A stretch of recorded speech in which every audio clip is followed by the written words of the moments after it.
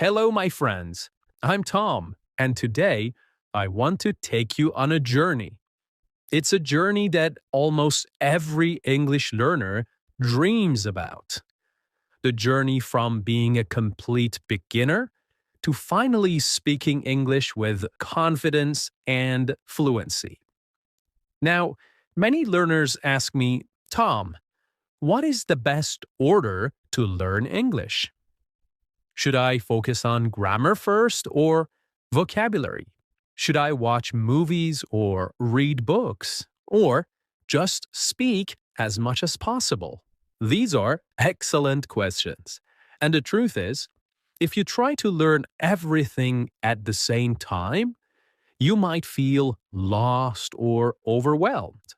That's why today I will guide you step by step.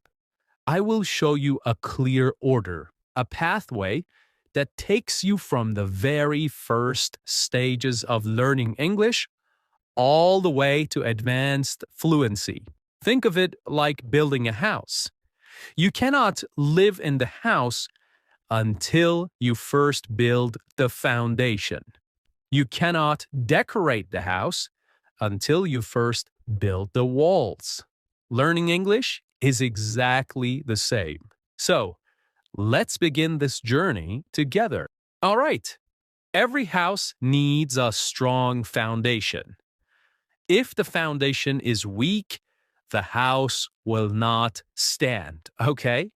Think about it. If you build a beautiful house with walls, windows, even decorations, but the ground under it is soft and shaky, what will happen? The house will fall down. Learning English is the same. You cannot start with the roof. You cannot begin with complicated grammar or long essays or fast conversations. You must begin with the ground, the strong, simple base that will support everything else. And what is the foundation in English? It is the very basics. It is a small set of simple words and expressions that you can use to survive in daily life. Imagine you are traveling to an English-speaking country. You step off the plane, you go to a cafe, and you want to order a drink. What do you say?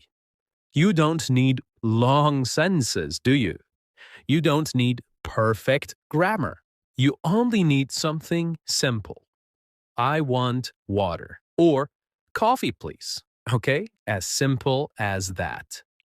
Later, you walk down the street. You are lost.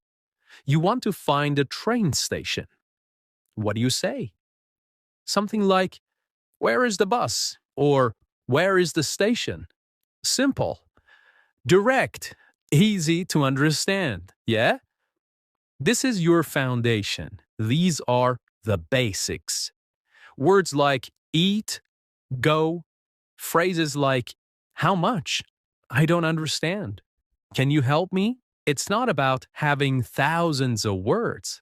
In fact, research shows that with just 500 to 1,000 of the most common words, you can already understand a huge amount of everyday English. You won't say everything perfectly, but you will be able to survive. You can buy food, ask for help, tell people what you want, and answer simple questions. At this stage, don't think about perfect grammar. Don't worry if you don't know whether to use present perfect or past simple. Don't worry about speaking quickly. That will come later. For now, focus only on learning the most important words and the simplest grammar patterns. And something magical happens when you do this. Once you can use these simple words in real life, your brain begins to feel more comfortable with English. Suddenly, English is not a mountain that is too high to climb. It becomes something you can actually use, something alive. Now, how do you build this foundation? The answer is repetition. Repetition is your best friend. Listen to the same simple dialogues again and again. Repeat them slowly with care. Say them out loud until they feel natural on your tongue. Try shadowing. That means listening to a sentence and speaking at the same time, almost like an echo. It might feel strange at first, but it's powerful because with every repetition, your mouth and brain work together. And remember, mistakes are not your enemy here. Mistakes are proof that you are learning, that you are building. So, if you are at the beginning of your English journey, focus on this stage. Do not rush ahead. Build your foundation strong and steady. Because once the foundation is strong, everything you add on top, grammar, vocabulary, fluency, they will stand firm. Okay? Now, let's go back to our house. You already have the foundation. The foundation is strong. The base is solid. But you cannot live on a foundation alone. Imagine sleeping outside on bare concrete. No walls, no roof, no windows. It's impossible. That's why the next step is to build the structure. The walls that rise above the foundation and begin to give the house its shape.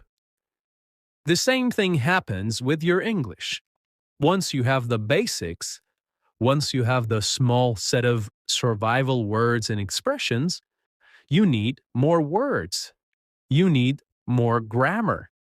You need to start creating sentences that are longer, richer, and more flexible.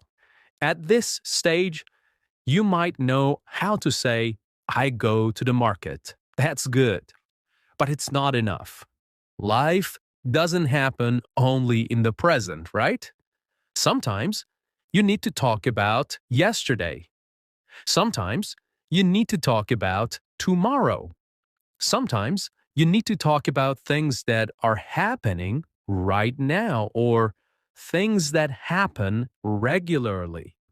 So instead of only saying, I go to the market, now you can say, I went to the market yesterday, or I will go to the market tomorrow, or I'm going to the market now. Do you see how your world is expanding? Suddenly, you're not trapped in one moment. You can travel in time. You can express past, present, and future. That is the power of building the structure. And this is also the stage where balance becomes very important. Balance between input and output. Input means listening and reading. It's like the food you give your brain, right? Without food, you cannot grow. But if you only eat and never move, your body will not be healthy. In the same way, if you only listen and read, you may understand a lot, but you won't be able to speak easily. So, output means speaking and writing. That's when you use the energy from the food.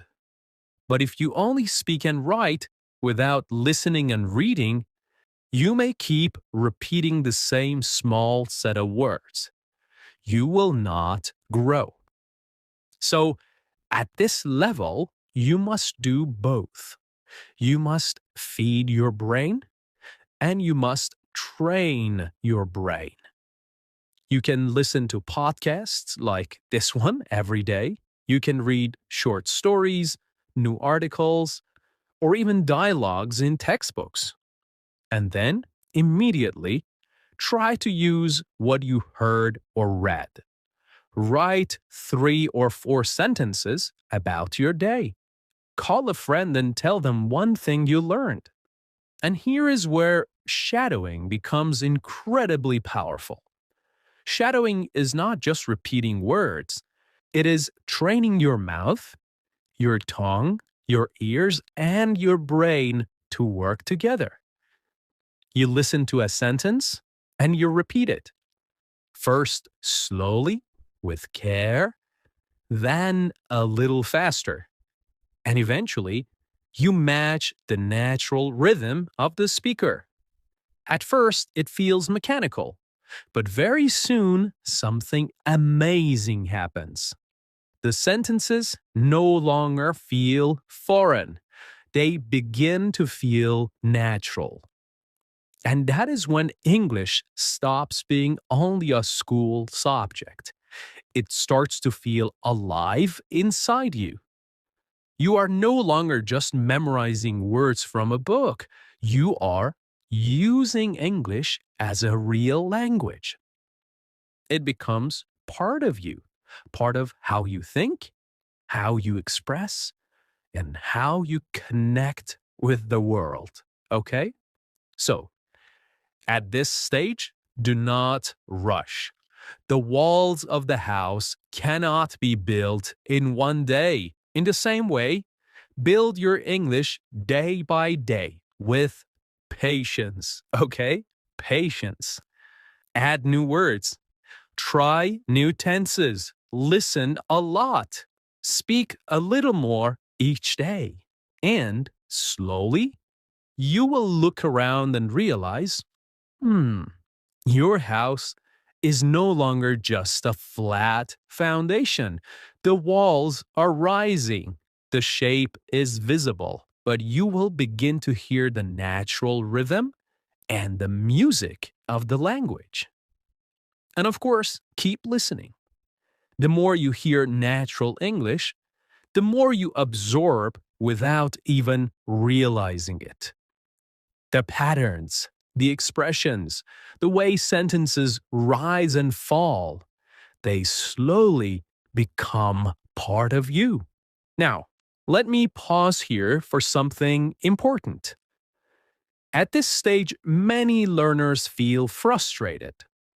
They understand quite a lot. They can read a book, they can follow a podcast, they can even talk to friends. But when they speak, they still make mistakes. They forget words. Their sentences are not perfect. And they begin to think, maybe my English is not good enough. My friend, let me tell you the truth. Mistakes at this stage are not a sign of weakness.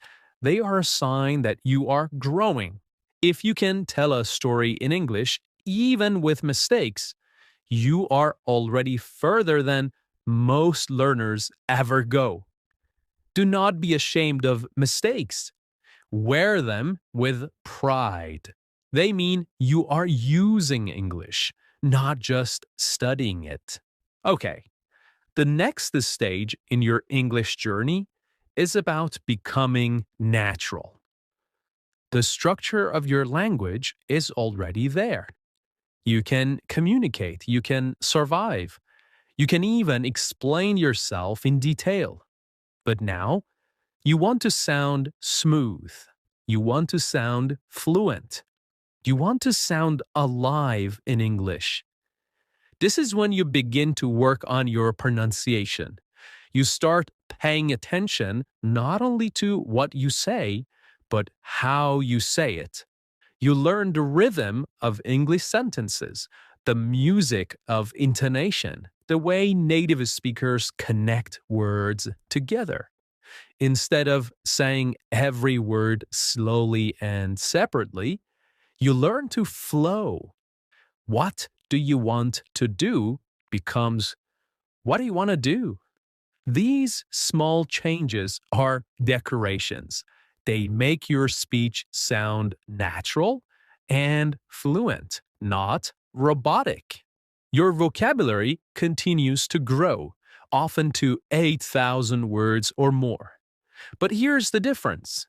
You no longer memorize words for a test. You are learning words naturally through reading novels, listening to podcasts, or having real conversations. These words stay with you because they are connected to experiences.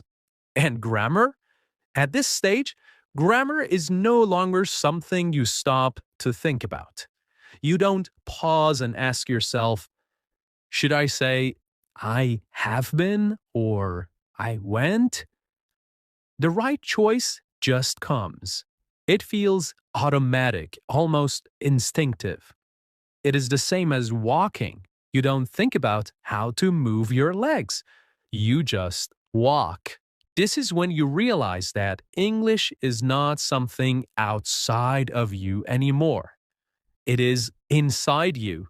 It has become part of who you are. Okay, my friends, that is the journey from beginner to fluent. First, you build the foundation with basic words and grammar. Then, you build the structure with more vocabulary and balanced practice. Then, you expand the rooms with real-life situations. Next, you decorate with natural pronunciation, idioms, and advanced grammar. And finally, you live in the house. You live in English with fluency. The most important thing is not to rush. Do not try to skip levels. Walk step by step, and every step will prepare you for the next one. Thank you so much for joining me today. If you found this episode useful, make sure you subscribe, share it with a friend, and listen again tomorrow. Remember, learn slowly, learn daily, and fluency will come. Bye for now.